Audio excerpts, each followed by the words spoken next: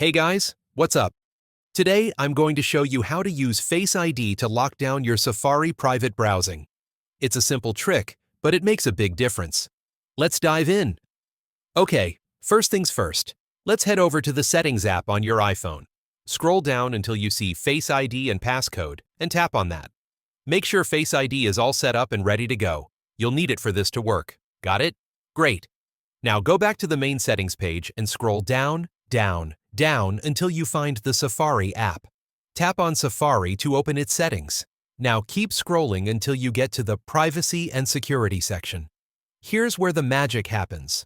Look for the option that says Require Face ID to unlock private browsing. Flip that switch to turn it on. To make sure it's working, open up Safari and switch to private browsing mode. You should now see a prompt asking for your Face ID to unlock the private browsing session. Awesome!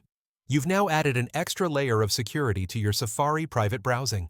If you enjoyed this video, hit that like button and subscribe for more cool tips and tricks. Thanks for watching.